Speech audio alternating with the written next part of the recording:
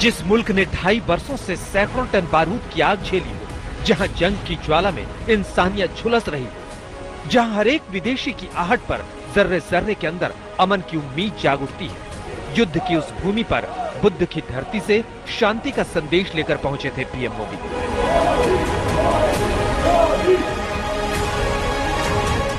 जहां 700 किलोमीटर के सफर के बाद स्टेशन पर पीएम मोदी का स्वागत हुआ, तो दूसरी ओर पीएम मोदी से मिलकर भारतीयों के चेहरे खिल उठे। तीसरी तरफ ओएसिस ऑफ पीस पार्क में महात्मा गांधी की प्रतिमा पर पुष्पांजलि देते हुए पीएम मोदी ने सत्य अहिंसा के मंत्र को रेखांकित किया, तो यूक्रेन के नेशनल म्यूजियम में राष्ट्रपति जेलेंस्की के कंधे पर सहानुभूति के हाथ ने युद्ध से शांति की ओर बढ़ने के प्रयासों को पहचान दी। युद्ध में मारे गए बच्चों की मार्मिक यादों को देखकर पीएम मोदी का मन व्यथित हो गया।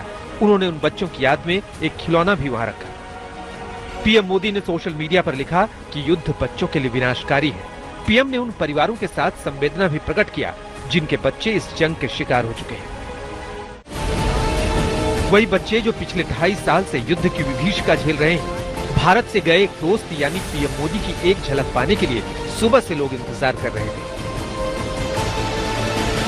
पीएम मोदी लगातार प्रयास किए जा रहे हैं, चाहे वो जून में G7 के मंच पर राष्ट्रपति जेलेंस्की से मुलाकात हो, या जुलाई में पीएम मोदी का रूस का दौरा हो, या फिर अब राष्ट्रपति जेलेंस्की से मुलाकात हो। पीएम मोदी की कोशिश दोनों मुल्कों को युद्ध के रास्ते से हटाकर अमन की ओर बढ़ाने की हो रही है, और यही उम्मीद यूक्रेन के नेताओं को भी है।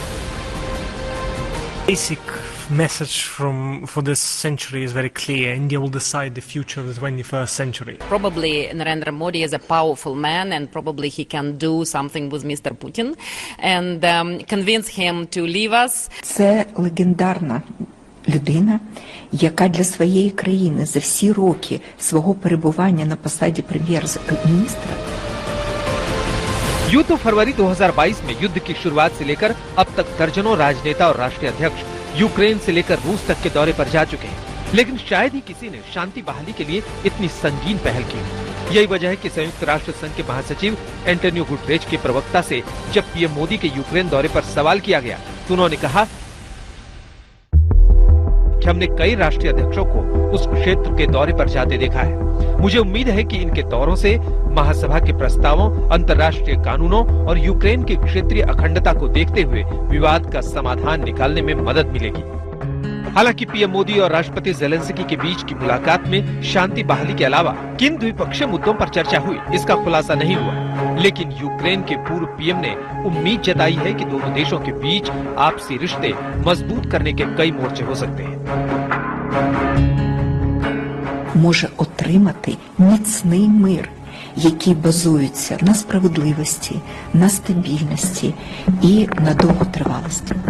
А також на ключових позиціях статуту Організації Об'єднаних Націй на основі мир, на основі суверенітету, незалежності, цілісності. पीएम मोदी और राष्ट्रपति जेलेंस्की की इस मुलाकात का क्या नतीजा निकलता है, इस पर पूरी दुनिया की नजर है। उम्मीद है कि आपसी रिश्तों और कारोबारी समझौतों के अलावा युद्ध रोकने और शांति की दिशा में आगे बढ़ने के लिए की गई पीएम मोदी की कोशिश भी कामयाब होगी।